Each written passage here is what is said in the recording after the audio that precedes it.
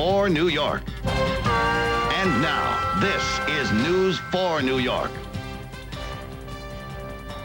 Good evening, I'm Lou Young, in tonight for Ralph Penza. They found the bodies off the end of a pier on the Brooklyn waterfront, a woman and 2 children, but tonight police don't know who they are or why they were murdered. Stephanie Shelton has more on this grisly mystery. Police say all 3 victims were found here at the foot of J Street in an area of deserted warehouses and abandoned factories. Each was shot several times, then wrapped in blankets or bedding, apparently brought here by vehicle and dumped. A passerby walking a dog found the bodies around 8:40 this morning. An attempt was made to throw each body into the river. Now, 2 of the individuals actually did make it into the river, and 1 individual ended up on the embankment. We saw a 4 to 7-year-old female child, unclad, floating freestyle in the water. It actually looked like a mannequin. We saw a 17 to 20-year-old teenager face down, stuck in the pilings. The youngest child, a girl, was wearing a nightshirt. The boy, actually 10 to 12 years old, white shorts as well as socks, and on the ground, a woman 35 to 40, in a black jacket, white sleeveless blouse, and floral skirt. Her feet were bound with phone wire. All 3 were Hispanic. The older victim, the female Hispanic, was wearing a wedding band and an engagement ring on her left hand, and on her right hand she had a ring consisting of a row of red stones, a row of diamonds, and a row of green stones. Police have no idea who the victims are or if they are related, but they apparently were killed at another location, perhaps their home, sometime after midnight. Each victim was shot at least 3 times, and 2 of the victims were also victims of headshots. Police say at this point it's just speculation, but the 3 bodies have all the earmarks of a drug hit. They're asking anyone with any information to contact the 84th Precinct. Stephanie Shelton, News 4, Brooklyn Heights. Well, it's happened again. An Upper East Side couple has been arrested for allegedly leaving their 2-year-old child home alone last night while they went out drinking. Renko and Jesse Hemnes were apparently turned in by a neighbor who reported this latest home alone incident to police. The couple allegedly left their young daughter in their East 94th Street apartment so they could hang out at a local bar. They were booked at the 19th Precinct in Manhattan. The little girl is now in the custody of child welfare officials. And in the Cypress Hills section of Brooklyn, 3 men armed with automatic weapons made off with $25,000 in an armored car heist outside a beer distributor. Police said the robbers were waiting for the armored car outside the Ski Wholesale beer outlet, surprised the driver from behind, then disarmed the guard protecting the money. They escaped by car, no shots were fired, and no injuries were reported. Well, we all know water has become a serious concern, and tonight, American Water Company is asking its 90,000 customers in New Jersey's Somerset and Union counties to save some. The company is concerned that reservoir levels have been on the decline because of a lack of rain. Some areas are preparing to ban outdoor watering and car washing if this drought continues. Residents in the Manhattan neighborhood are still having to boil their drinking and cooking water this week, and that as city water crews continue to wrestle with the contamination from the E. coli bacteria. News 4's Kelly Mack has the latest on that. Gotta do it, right? John BUONPANE and his family will have to continue boiling their drinking water until at least Sunday evening. The BUONPANEs are among 25,000 residents of Chelsea who are still under a water alert. The problem? E. coli bacteria in the water. I've always boiled the water for Brittany, so I've gotten used to it. I'm not too thrilled about the fact that the entire community is going through this. But more upsetting to this family is the fact that they were never notified of the water alert. The city should have notified all the buildings, or I don't know if they do or not, and let them know. You can't expect everybody to watch TV and know that it's going on. There's always someone, unfortunately, in that process who gets missed. Unfortunately, we're not in a position, to run down every single individual.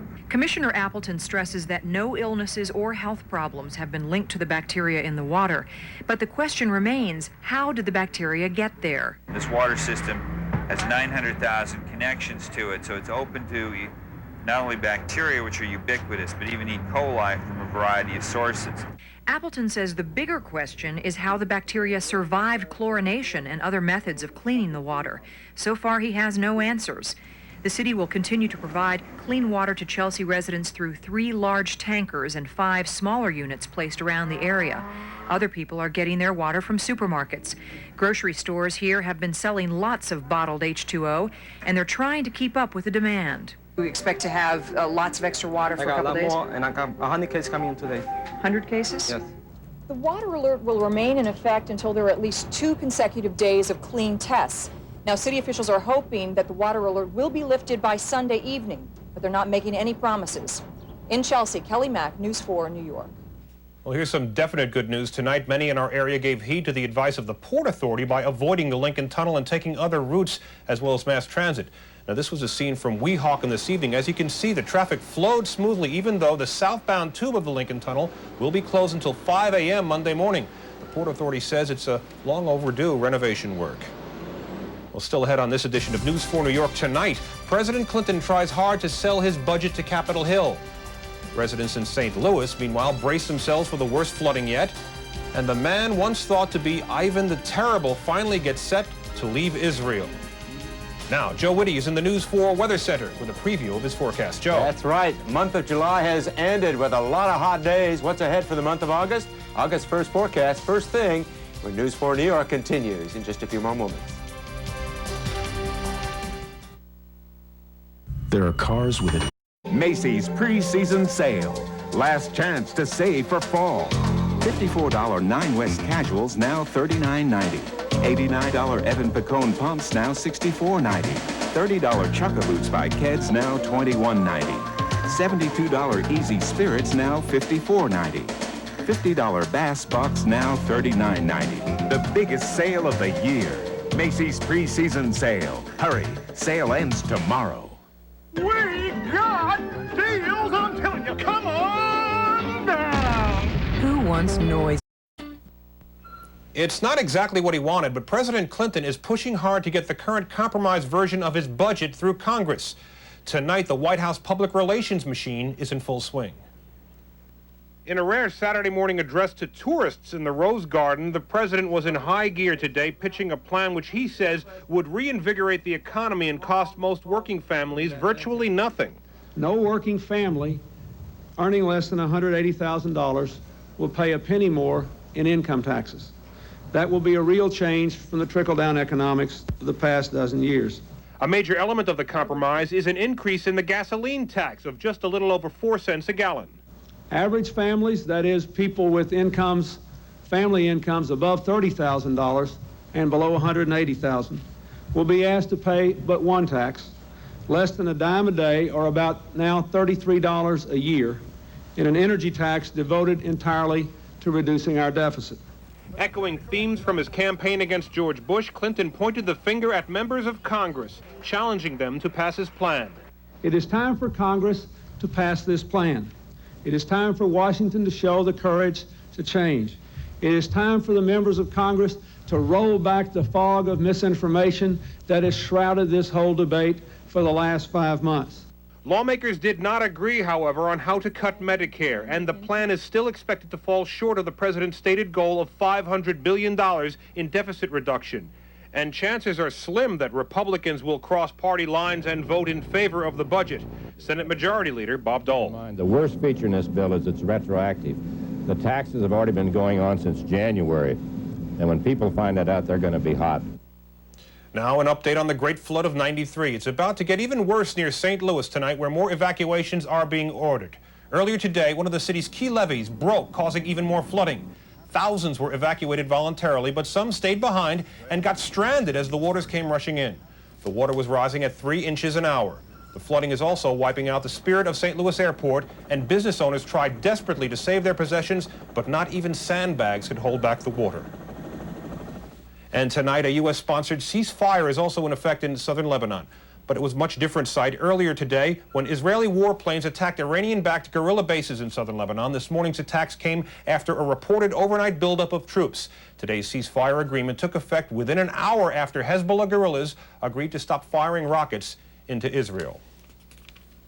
John Demjanjuk will likely be deported from Israel to his native Ukraine tomorrow. The man was once accused of being Ivan the Terrible, a mass killer of Jews at Nazi death camps, and he wants to return to his former home near Cleveland, Ohio. That, however, is not expected to happen, even though the Israeli Supreme Court has decided to release him. Gary Matsumoto has more. Walking down this Cleveland driveway, living symbols of the years John Demjanjuk has lost, a loss that might be measured by the size of his family. He's never even seen 9-month-old Natalie. Olivia has never met her grandfather either. Grandson Eddie has seen Demjanjuk once in a maximum security cell in Israel's Ayalon prison. Demjanjuk's wife Vera says she'll join her husband in exile if she has to. Demjanjuk hopes that won't be necessary. I want to go home. The Israelis ruled there was reasonable doubt that Demjanjuk was the brutal Nazi known as Ivan the Terrible. But they argue, along with the U.S. Justice Department, that Demjanjuk was a death camp guard during the war and not the farmer he claimed to be on his 1950 immigration form. Falsifying his papers, says Washington, is sufficient grounds to keep him out. Work continues normally at the Justice Department's Special Nazi Hunting Unit, despite criticisms that it botched the Demjanjuk case. Washington is currently investigating 400 other cases of alleged Nazis residing in America. 16 are now in court. Israel is expected to deport Demjanjuk to his native Ukraine tomorrow. Next week, a federal appeals court in Ohio will consider a motion to let Demjanjuk return to the U.S. while he tries to regain his citizenship.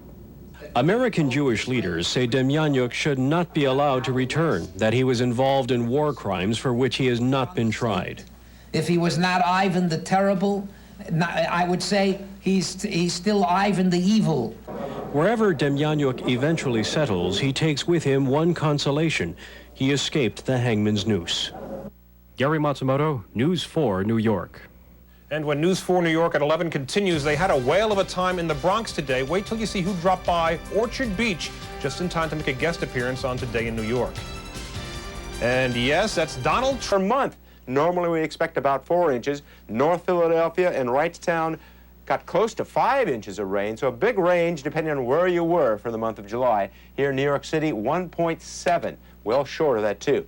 Now the month of July featured very hot weather along the eastern seaboard, cool, blue temperatures off over the Pacific Northwest, and week after week lows dipped down, then came right up over the Corn Belt, drenching them with Noah-like rainfalls. But last week, we had a change in the jet stream. It arced up over the Dakotas, left some sunshine and warmer temperatures and dry conditions for the flooded areas. And now, indications are for August, there'll be a big flip-flop. We'll be on the cool side of the jet. The west, which has been very cool, will be on the warm side of the jet. All of which says for us, New York City area, for Lou, outlook for the month of August, generally a chance of above normal rainfall, good news for the reservoirs, but a bit cooler, primarily because of those clouds. Short-term forecast, though, I would bet more money on. High tomorrow, close to 87 degrees. Lots of sunshine, some clouds. Southeast winds by the afternoon, 7 to 10 miles an hour. Headed for the beach. Beach temperature about 78 degrees. Waves about 1 to 3 feet. Lou, it's not going to be all that bad for your vacation in August. Let's hope not, Joe. Okay. But I hope you're wrong about that cooling trend. I've been wrong before, you know. I'm hoping so, anyway. And tonight, the Space Shuttle Discovery is still on the launch pad in Cape Canaveral. NASA says the reason for this latest delay is not due to weather or technical problems, but interference from heavenly bodies. Discovery was originally scheduled to lift off on August 4th, which would have put the spacecraft right into the tail of a comet. NASA has now reset Discovery's liftoff date for the 12th of August. And when we continue, a fever has broken out in the Bronx. Pennant fever has gripped the Yankee faithful. Sal Marciano will be here with the highlights of the Yanks' battle to stay in first place. And also tonight, the Brooklyn Philharmonic hit a musical home run with a Latin beat. We'll listen in when News 4 New York continues.